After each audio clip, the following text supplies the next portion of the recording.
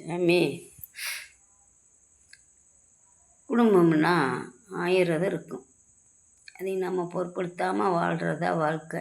சரியா? எத்தனையோ குடும்பங்கள் எங்கெங்கே எப்படி எப்படியே வாழுது. நம்மளால் அந்த வாழ்க்கையை வாழ முடியல. காரணம் என்னென்னா, நம்மளுக்கு கடவுள் போட்ட விதி அவ்வளோன்னு நினச்சிக்க வேண்டியதுதான். அதுக்காக நம்ம செத்தெல்லாம் போக முடியாது. ஏற்கனவே உங்கள்கிட்ட சொன்னது தான்.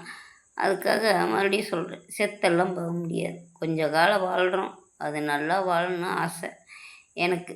மக்கள் இல்லை, புருஷன் இல்லை அப்படிங்கிறதெல்லாம் எண்ணமே கிடையாது தங்க எனக்கு. நான் என்னென்னா, மற்றவங்களுடைய உழைப்பில் வாழ்கிறத விட என்னோடய உழைப்பில் வாழ்கிறது தான் எனக்கு ரொம்ப பெருசாக நினைப்பேன். நான் யார்கிட்டயோ என்னென்னமோ எப்படி எப்படியோ கூட ஒரு உதவி கேட்டேன். யார் இது வரைக்கும் எந்த ரெஸ்பெக்டும் தரல எனக்கு.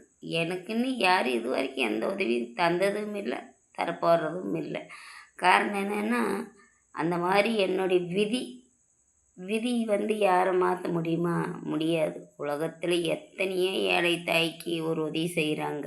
ஆனால் எனக்குன்னு யார் இது வரைக்கும் முன்னால் இந்தா ₹1 அப்படின்னு சொல்லி யார் இது வரைக்கும் உதவி செஞ்சதே கிடையாது.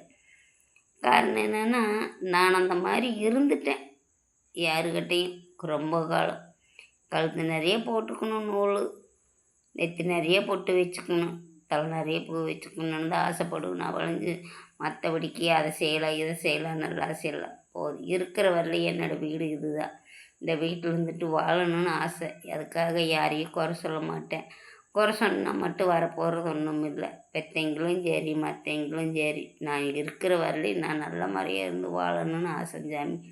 இது வரைக்கும் யாருக்கிட்டையும் எந்த உதவி இல்லாமல் வாழ்ந்துட்டேன். இனிமேலும் அப்படித்தான். சரிங்களா? தப்பாக இருந்தால் மன்னிச்சுக்குங்க.